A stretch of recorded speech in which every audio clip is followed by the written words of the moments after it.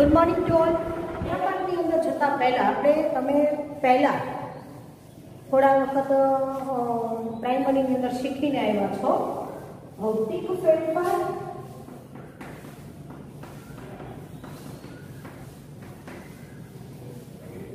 અને રાસાયણિક ફેરફાર.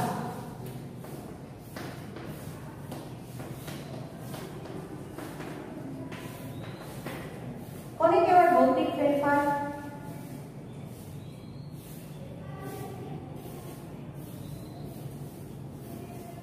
કોઈને ભૌતિક ગુણધર્મો કોને કહેવાય?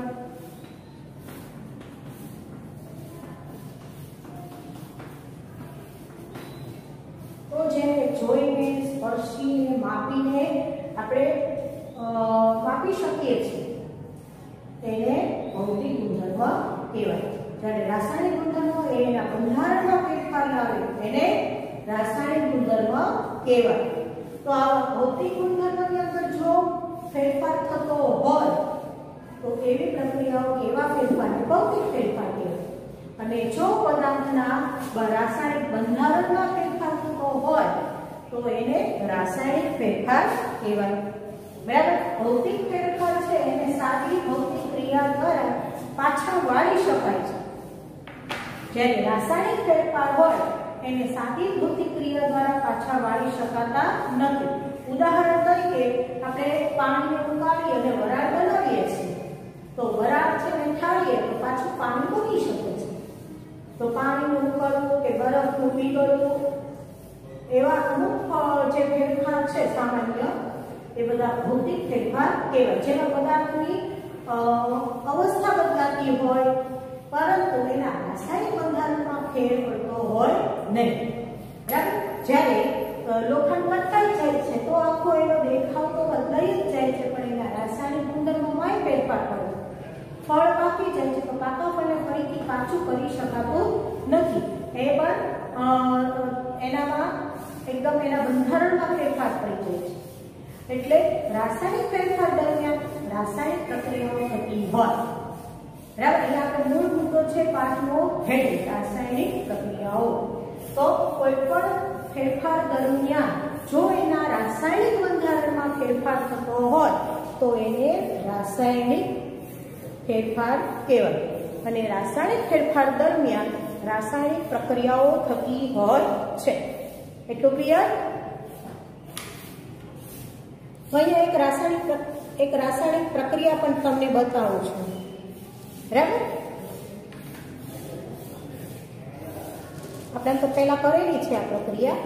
તમારે અહીંયા પ્રવૃત્તિ 3 આપી છે ને એ મેગ્નેશિયમની પટ્ટી સળગાવવાની પ્રક્રિયા આપણે પહેલા કરેલી છે. પહેલી પ્રવૃત્તિ એ આપણે કરતા નથી. બીજી પ્રવૃત્તિમાં જે લેડ નાઇટ્રેટ કીધું છે ને એ આપણી પાસે નથી એટલે એ પ્રવૃત્તિ પણ આપણે કરતા નથી. એટલે આ પ્રવૃત્તિ જોઈએ.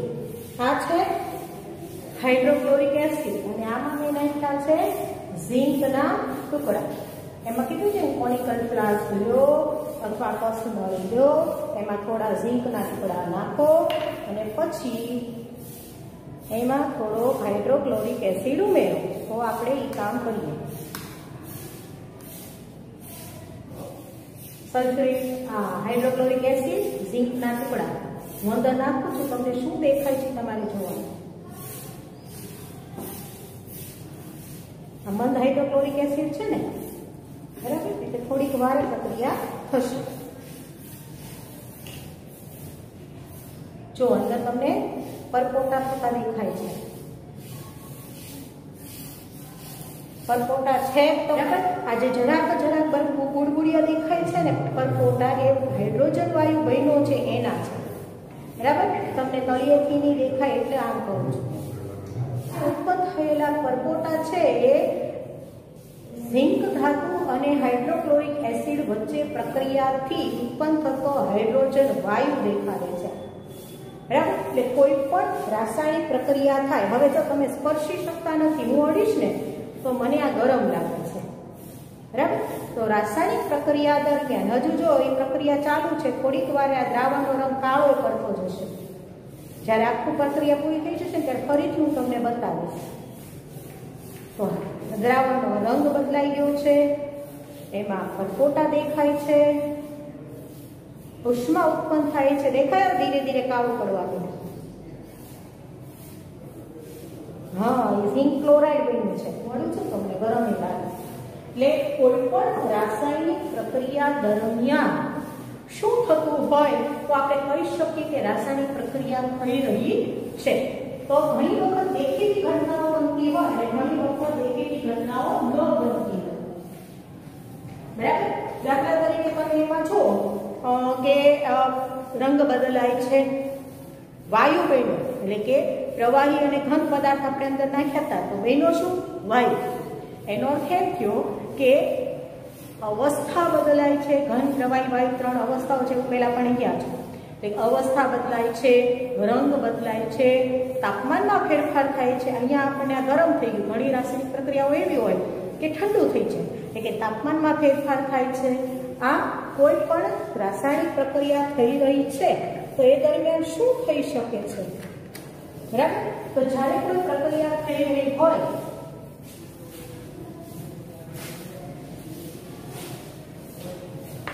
રાસાયણિક પ્રક્રિયા કોને કહેવાય? તો કે રાસાયણિક ફેરફાર દરમિયાન થતી પ્રક્રિયાઓને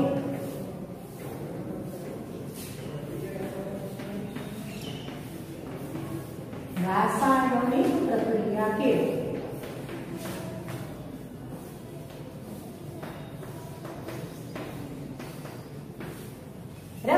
આવી રાસાયણિક પ્રક્રિયા દરમિયાન શું થતું હોય તો કે રાસાયણિક પ્રક્રિયા દરમિયાન કાં તો અવસ્થા બદલાતી હોય અથવા તાપમાનમાં ફેરફાર થતો હોય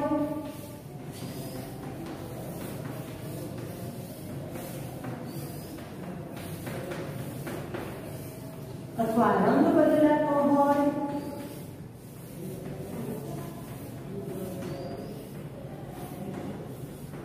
વાયુના પરપોટા ઉત્પન્ન થતા હોય વાયુ ઉત્પન્ન થતો હોય કેમ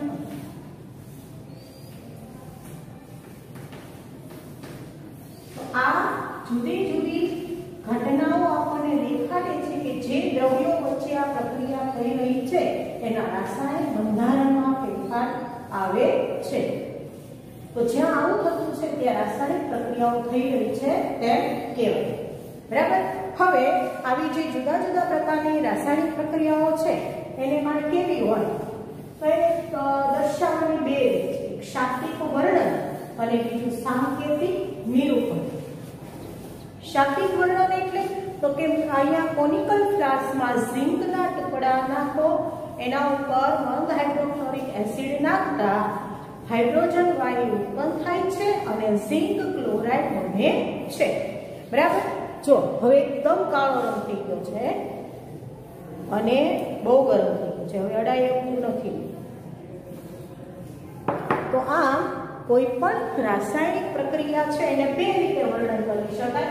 શાબ્દિક વર્ણન છે એમાં સમજાય નહીં, ખ્યાલ ન આવે, આપણે બરાબર સમજવું પડે કે ઝિંકના ટુકડા ઉપર મંદ હાઇડ્રોક્લોરિક એસિડ નાખતા એ હાઇડ્રોજન વાયુ ઉત્પન્ન થાય છે અને ઝિંક ક્લોરાઇડ બને છે. હવે આ જ વસ્તુનું જો હું સાંકેતિક નિરૂપણ કરું કે ઝિંકના ટુકડા એટલે શું તો કે ઝિંક ટુકડા એટલે ઘન પદાર્થ, એટલે અહીંયા બાજુમાં લખ્યું S, સોલિડનો શું નાખ્યું તો કે મંદ હાઇડ્રોક્લોરિક એસિડ, એટલે એસિડ બનાવ્યો એને પાણીમાં ઉગાડ્યો, એનું જલીય દ્રાવણ છે એટલે એક્વિયસ કહેવાય. પછી શું થયું તો કે બંને વચ્ચે રાસાયણિક પ્રક્રિયા થઈ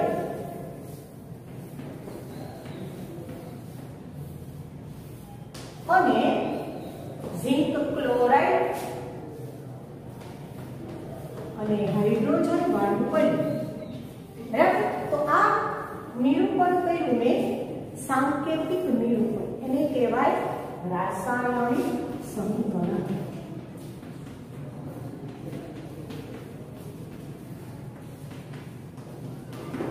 તો રાસાયણિક પ્રક્રિયાના સાંકેતિક નિરૂપણને રાસાયણિક સમીકરણ કહેવાય. તેની વ્યાખ્યા આપી હશે. રાસાયણિક સમીકરણો છે ને એમાં બરાબર.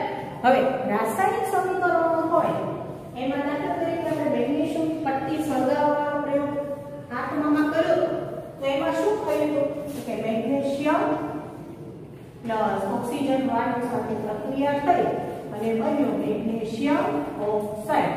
તો મેગ્નેશિયમની પટ્ટીને હવામાં સળગાવતા મેગ્નેશિયમ ઓક્સાઇડ બને છે એવું શાબ્દિક નિરૂપણ કરીએ અને આ કહ્યું એ ટૂંકમાં રહેલું સાંકેતિક નિરૂપણ કહેવાય. બરાબર. હવે અહીંયા તમે ચોક્કસ નિયમોનું પાલન કરવું જોઈએ કે સાંકેતિક નિરૂપણ છે જે તે પ્રક્રિયાનો પૂરેપૂરો આપણને પરિચય આપે કે હકીકતમાં પ્રક્રિયામાં શું લેવાનું શું બન્યું. એટલે રાસાયણિક સમીકરણ દર્શાવવા માટે કેટલાક નિયમો છે. એમાં નિયમ નંબર પહેલો, એ નિયમ પહેલાને સમજતા પહેલા બે વ્યાખ્યા જોઈ લો કે રાસાયણિક પ્રક્રિયામાં ભાગ લેતા હોય એને પ્રક્રિયકો કહેવાય. બરાબર. અને રાસાયણિક પ્રક્રિયાના અંતે જે ઉત્પન્ન થતા હોય એને નિપજો કહેવાય. તો રાસાયણિક સમીકરણ દર્શાવવાનો નિયમ નંબર 1 કે પ્રક્રિયકો એરો નિશાનીની ડાબી બાજુ અને નિપજો એરો નિશાનીની જમણી બાજુ દર્શાવવામાં આવે છે. બરાબર. જો બે કે વધુ પ્રક્રિયકો હોય તો વચ્ચે આપણે હમણાં કહ્યું એમ વત્તાની નિશાની મૂકવામાં આવે છે. બરાબર. એવી રીતે બે કે વધુ નિપજો હોય તો એમાં પણ વત્તાની નિશાની મૂકવામાં આવે છે. આ થઈ ગયો નિયમ નંબર 1. પ્રક્રિયકો ડાબી બાજુ નિપજો એરો નિશાનીની જમણી બાજુ મૂકવામાં આવે છે. નિયમ નંબર 2 કે પ્રક્રિયકો અને નિપજોની ભૌતિક અવસ્થા દર્શાવવા માટે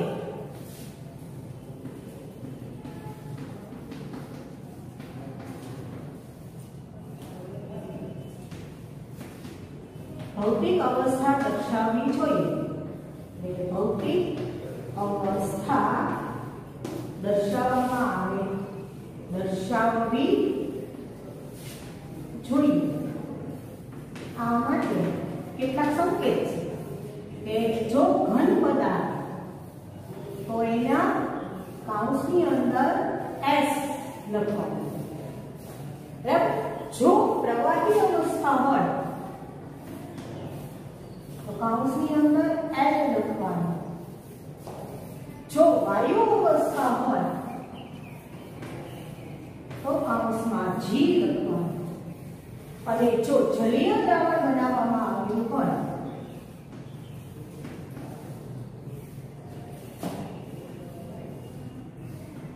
તો કૌંસમાં AQ aqueous. આ સંકેતોને જે તે પ્રક્રિયા કે નિપજના રાસાયણિક સૂત્રના જમણી બાજુએ ઉપલિપિ એટલે કે સબસ્ક્રિપ્ટમાં દર્શાવવામાં આવે. અહીંયા S આ aqueous છે AQ, આ એટલે પાણીમાં ઓગળેલું જ મળે છે AQ અને વાયુ સ્વરૂપે પરપોટા નીકળે છે એટલે ગેસ. બરાબર. એટલે કોઈ પણ પ્રક્રિયા કે નિપજ છે એની ભૌતિક અવસ્થા દર્શાવવી જરૂરી છે. નિયમ 2 ખ્યાલ આવી ગયો. પછી નિયમ નંબર 3 પૂછી લો.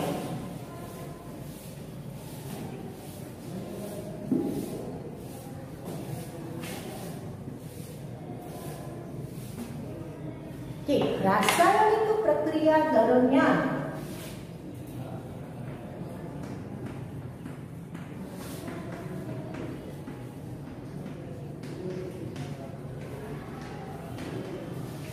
જે ભૌતિક પરિસ્થિતિનો ઉપયોગ થયો હોય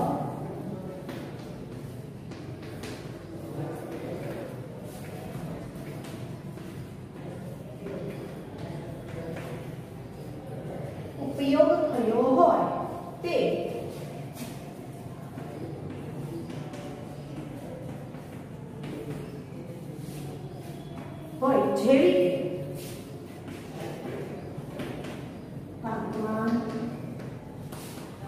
દબાણ, ઉદ્દીપકો એટલે એવા પદાર્થો કે જે રાસાયણિક પ્રક્રિયામાં ભાગ ન લે પણ એની હાજરીથી રાસાયણિક પ્રક્રિયા સરળ બને એને ઉદ્દીપકો કહેવાય. જેમ આપણે ઉત્સેચકો હતા પાચન ક્રિયામાં એની છે. તો આ તાપમાન, દબાણ, ઉદ્દીપકો જેવી પરિસ્થિતિને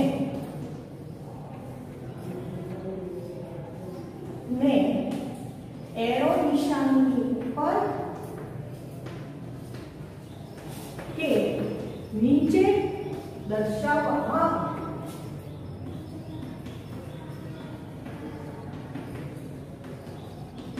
દાખલા તરીકે આપણે શ્વસન પ્રક્રિયા જોઈએ તો શ્વસન પ્રક્રિયાની અંદર આપણે શું કીધું હતું કે ગ્લાયકોલિસિસ પ્રક્રિયા થાય, કોષ રસમાં થાય, ઓક્સિજનની હાજરી, ઓક્સિજનની ગેરહાજરી, આપણે ક્યાં લઈ લીધું એરો નિશાની.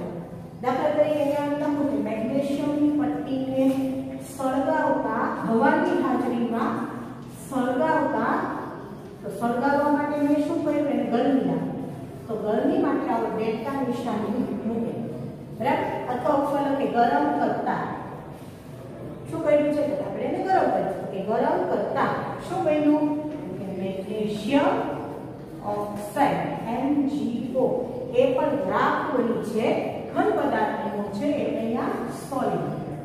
આ વાયુ ને આ ઘન પટ્ટી હતી, ઘન હતી એટલે તો આમ દર્શાવવાનું થાય. તો ચોક્કસ તાપમાને ગરમ કર્યું હોય તો એ તાપમાન દર્શાવવું પડે. જો વિદ્યુત પ્રવાહ પસાર કર્યો હોય તો ઉપર વિદ્યુત વિભાજન એવું દર્શાવવું પડે બરાબર. એટલે જે પરિસ્થિતિનો ઉપયોગ કર્યો હોય એને એરો નિશાનીની ઉપર કે નીચે દર્શાવવામાં આવે.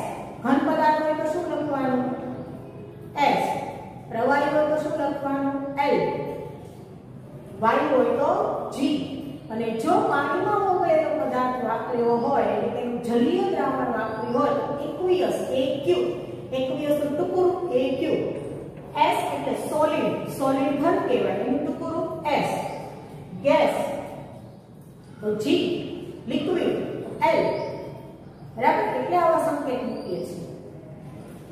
ચોથો નિયમ છે ને સમજતા પહેલા દ્રવ્ય સંચયના નિયમનો ઉલ્લેખ કરવો પડે. તો તમે જે 9મા નિયમ મળ્યા કે કોઈ પણ રાસાયણિક પ્રક્રિયા દરમિયાન દ્રવ્યનો સર્જન કે વિનાશ થતો નથી. એ નિયમ અહીંયા પણ લાગુ પડે કેમ કે આ રાસાયણિક પ્રક્રિયા તમે દર્શાવો છો. તો જો કે આપણે પ્રક્રિયા દર્શાવી એમાં મેગ્નેશિયમનો એક અણુ ઓક્સિજનના બે પરમાણુ જો O2 અને જ્યારે પ્રક્રિયા થઈ એને અંતે બન્યું શું તો કે મેગ્નેશિયમ ઓક્સાઇડ. મેગ્નેશિયમનો એક પરમાણુ, ઓક્સિજનનો એક પરમાણુ. તો શું આમાંથી ઓક્સિજનનો એક પરમાણુ છે એ નાશ થઈ ગયો? નો. દ્રવ્ય સંચયના નિયમ અનુસાર કોઈ પણ રાસાયણિક પ્રક્રિયા દરમિયાન ક્યારે કોઈ દ્રવ્યનો સર્જન કે વિનાશ થતો નથી. એટલે નવો અણુ આવશે નહીં અને હોય જશે. તો શું થયું હોય તો ક્યારે કોઈ રાસાયણિક પ્રક્રિયામાં એક અણુ કે એક પરમાણુ ભાગ ન લેતો હોય, જથ્થો ભાગ લેતો હોય, એ જથ્થા દરમિયાન એક સાથે બંને તરફ એવી રીતે પ્રક્રિયા થતી હોય કે કોઈ અણુ કે પરમાણુ પ્રક્રિયા વગરના રહી ન જાય અથવા તો એનો નાશ ન થાય બરાબર. એટલે આપણે જ્યારે એને દર્શાવીએ ત્યારે બંને તરફ પરમાણુની સંખ્યા સમાન દર્શાવવી જોઈએ. પરમાણુની સંખ્યાને બંને તરફ સમાન દર્શાવવાને રાસાયણિક પ્રક્રિયાનું સંતુલન કહેવાય. એટલે રાસાયણિક સમીકરણ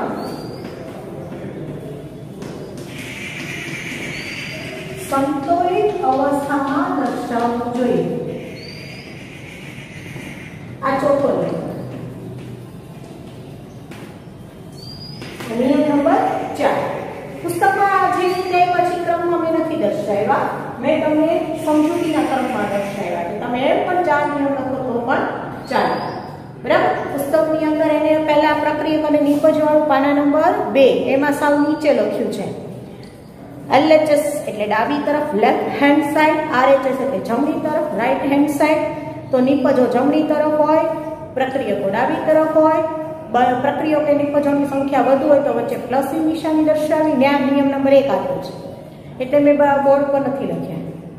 પછી બીજો નિયમ આપ્યો છે મેં નંબર 5, ભૌતિક અવસ્થાઓની સંજ્ઞા લખવી.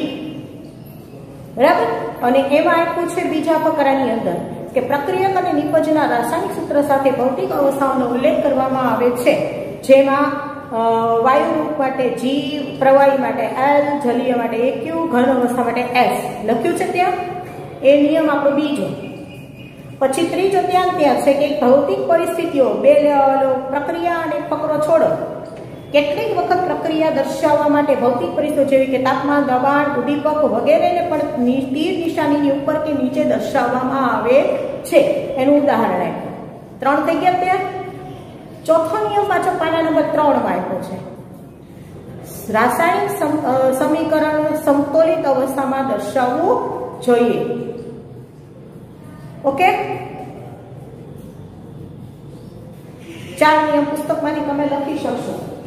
સારું,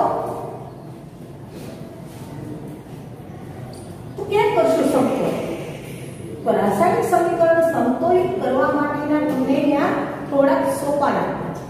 એ પુસ્તકના સોપાનને અનુસરવા જઈએ ને તો થોડી તકલીફ પડે. એટલે હું અહીંયા તમને સાવ સામાન્ય સમજાવી દઉં, પછી તમને સોપાન કરશું. કે દાખલા તરીકે હું એમ કહું કે મેગ્નેશિયમ એનો કેટલો પરમાણુ છે? તો કે 1. કે મેગ્નેશિયમનો 1, ઓક્સિજનના 2. આ બાજુ કે મેગ્નેશિયમનો 1, ઓક્સિજનનો 1. તો જો હું ઓક્સિજનના અહીંયા મારે 2 કરવા હોય તો આ આખો અણુ 2 લેવો પડે. તો એની આગળ હું 2 લખી નાખું. આની આગળ 2 લખું છું તો આ રીતે ભાઈ કેવા થઈ ગયા? 2. Magnesium 2, oxygen 2. આગળ બગડો એમ દર્શાવે કે આખો અણુ 2 વાર. આખો અણુ 2 વાર એનો અર્થ એ કે મેગ્નેશિયમ એ 2, ઓક્સિજન એ 2. હવે આ બાજુ મેગ્નેશિયમ 2 થઈ ગયા. આ બાજુ તો કેટલા છે? 1. આને 2 કરવા હોય તો મારે ત્યાં શું મૂકવું પડે? હવે બગડે. તો અહીંયા 2. તો જો 2 મેગ્નેશિયમના અણુએ ઓક્સિજનના 1 અણુ સાથે પ્રક્રિયા કરી 2 મેગ્નેશિયમ ઓક્સાઇડના અણુ બનાવ્યા. થઈ ગઈ સંતુલિત. ઓકે. બીજી આપણે 2-4 જોઈએ એટલે તમારે પ્રેક્ટિસ થઈ જાય. હેડિંગ મારો રાસાયણિક પ્રક્રિયાઓનું સમતોલન. રાસાયણિક પ્રક્રિયાઓનું સમતોલન. પછી આપણે ઝીંકમાં કેટલી લે જોઈએ? ઝીંકમાં આપણે શું કર્યું હતું? તો કે ઝીંક લીધું, હાઇડ્રોક્લોરિક એસિડ લીધો, બન્યું શું? તો કે ઝીંક ક્લોરાઇડ અને હાઇડ્રોજન વાયુ. બરાબર. આ સોલિડ, આ એક્વિયસ, આ ક્યુ આવો લખું છું, હો યાદ રાખજો. આ એક્વિયસ અને આ ગેસ. ઓકે. ઝીંક તો આ બાજુ 1, આ બાજુ 1. પછી બીજો અણુ કયો છે? હાઇડ્રોજન. આ બાજુ 1, આ બાજુ 2. પછી ક્લોરીન, આ બાજુ 2. તો જોજો હાઇડ્રોજન 2, ક્લોરાઇડ 2. આ બાજુ હાઇડ્રોજન અને ક્લોરીન ફક્ત આ અણુમાં છે. જો એ અણુને હું 2 કરી નાખું તો I 2 થઈ જાય ને I 2 થઈ જાય. થઈ જાય. તો સાવ સીધું સમીકરણ થઈ ગયું. Zn + 2HCl તો ZnCl2 + H2. એટલે કે ઝીંકના 1 અણુ હાઇડ્રોક્લોરિક એસિડના 2 અણુ સાથે પ્રક્રિયા કરે ત્યારે ઝીંક ક્લોરાઇડનો અને હાઇડ્રોજન વાયુનો 1 અણુ બને છે. તો ચોખ્ખી પ્રક્રિયા થઈ ગઈ. આવા ઘણી બધી પ્રક્રિયાઓ છે, પણ પહેલા આપણે સોપાન શીખીશું અને પછી હું તમને પ્રેક્ટિસ માટે કેટલીક પ્રક્રિયાઓ આપીશ. ઓકે. તો થેન્ક યુ.